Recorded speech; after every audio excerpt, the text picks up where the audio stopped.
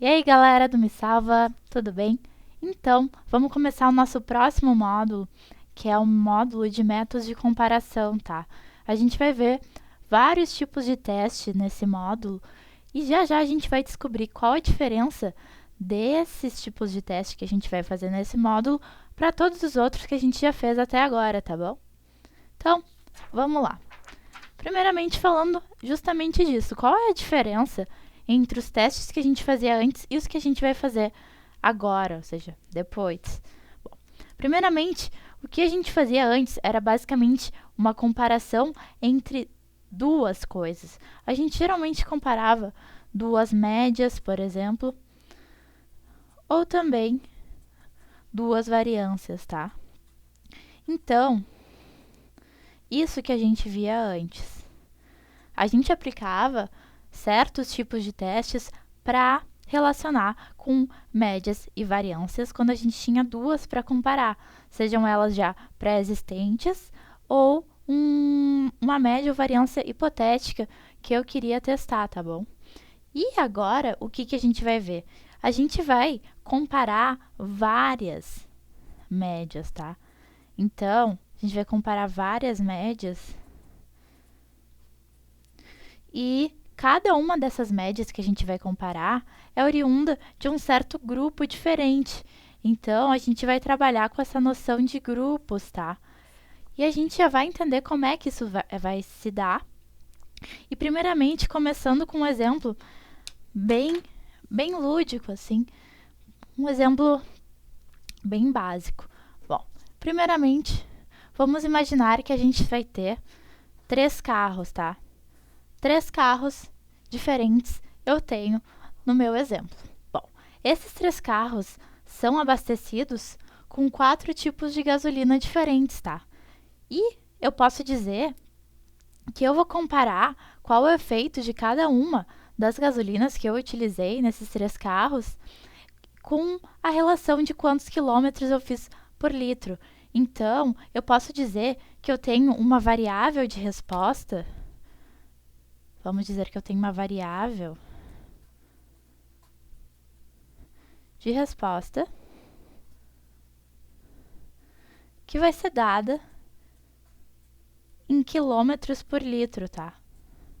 Por exemplo, nesse caso, cada gasolina que eu abastecer vai dar um certo efeito sobre algum dos carros. Então, as repetições são os carros e os níveis, digamos assim, de repetições de grupos que eu vou ter são cada uma das gasolinas, tá bom? Então, é basicamente isso que a gente vai começar vendo.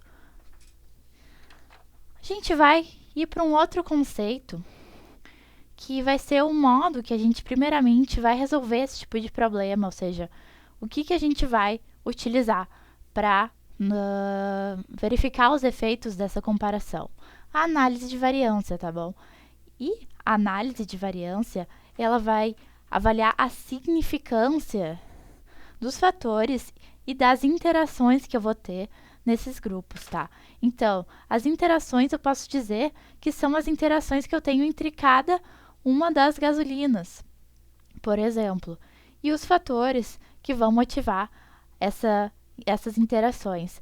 Essa significância que a gente diz aqui, ela está referida ao fato de que será que se eu mudar a gasolina, realmente o desempenho do meu carro em quilômetros por litro vai mudar? É isso que quer dizer esse termo significância. A gente vai ouvir bastante ele nesse tipo de teste, nesses métodos de comparação, tá bom? Como todos os testes, a gente tem suposições básicas para poder realizar esse tipo de teste. Primeiramente, a gente já conhece essa bastante, a gente tem que supor uma distribuição normal dos dados, ou seja, os dados têm que estar em distribuição normal para a gente poder dizer que o resultado do teste vai ser exato, tá? Se os nossos dados não estiverem em distribuição normal, a gente vai ter um resultado também, mas ele vai ser aproximado, não vai ser tão concreto como se a gente tivesse uma distribuição normal, tá? Segunda coisa, homogeneidade das variâncias. O que isso quer dizer? Que meus erros são aleatórios, aleatoriedade dos erros. Como assim aleatoriedade dos erros? Bom, meus erros não podem ser influenciados por algum fator que realmente faça com que eles ocorram sempre. Por exemplo, eu tenho no meu processo uma máquina estragada, tá? Essa máquina estragada, ela não está fazendo com que os erros sejam aleatórios, ela está fazendo com que os erros ocorram com uma certa frequência determinada, enfim. Então, é importante sempre ter a noção de aleatoriedade dos erros. Eles não podem ser influenciados por algum fator específico, eles têm que ser justamente aleatórios, tá bom? E a independência estatística, ou seja, os dados não podem ter correlação. O que isso quer dizer? Que um dado não pode depender do outro para existir. Eles são amostras individuais, elas são independentes, tá bom? Então, é importante saber isso para poder efetuar esse tipo de teste, para saber como é que ele vai ser concreto ou não, tá? Então, isso que a gente já sabe de análise de variância vai ser fundamental para a gente conseguir prosseguir e fazer o nosso one-way ANOVA. E ANOVA nada mais é do que análise de variância em inglês, tá? Então, a nossa análise de variância one-way. One-way por quê? A gente vai ver que a gente vai ter o two-way depois, a gente vai notar especificamente qual é a diferença entre os dois, mas é importante saber, basicamente, que a ANOVA é a análise de variância e que segue os pressupostos que a gente comentou anteriormente, tá? Então, para conseguir fazer o ANOVA, a gente vai precisar do seguinte: a gente vai precisar de experimentos que tenham uma variável de resposta. O que é essa variável de resposta? Qual é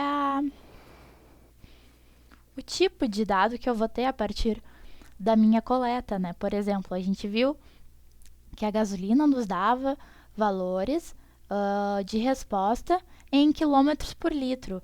Essa vai ser a nossa variável de resposta, quilômetros por litro. Ela é única nesse caso, tá bom? É por isso que a gente chama de one-way ANOVA. Se fosse two-way, a gente teria mais de uma variável, tá? E a gente vai ter um fator controlável. O que é esse fator controlável? É justamente o que o nome diz, tá bom? O fator controlável, há vários níveis a gente vai ter. São vários grupos que a gente vai poder controlar e fazer repetições a partir desses grupos para poder comparar eles. Então, eu vou ter fator controlável, por exemplo, o fator controlável de temperatura, tá? Aqui eu tenho uma temperatura de 15, aqui eu tenho 25 e 35 graus Celsius, por exemplo, tá? Então, digamos que o nosso fator controlável é temperatura. Então, vamos já escrever aqui o que é cada coisa. Minha temperatura é o meu fator controlável, tá? FC. Ok, minha temperatura é o fator controlável e esses valores que eu tenho aqui, de 15, 25 e 35, eles estão em graus Celsius, tá? Então, esses três valores aqui, eu posso dizer que eles são os níveis, tá? Os níveis do fator controlável. Cada nível tem repetições e esse fator controlável, por exemplo, temperatura, foram níveis que eu pré-estabeleci. Por exemplo, pré-estabeleci 15 graus, pré-estabeleci 25 graus e pré-estabeleci 35 graus, tá bem? Então tá, importante saber isso, tá? E aqui esses valores, essas repetições que a gente comentou, o que elas são? Bom, elas são as variáveis de resposta, né? Variável de resposta.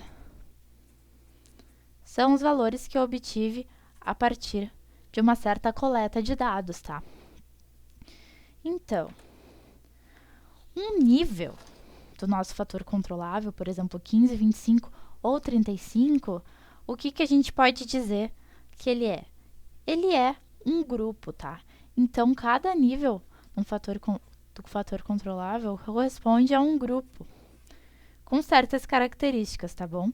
E o nosso objetivo, a partir disso, é identificar se os valores das variáveis de resposta, que são esses aqui, esses valores, eles diferem entre si, ou seja, se esses valores, a média deles, enfim, diferem entre si.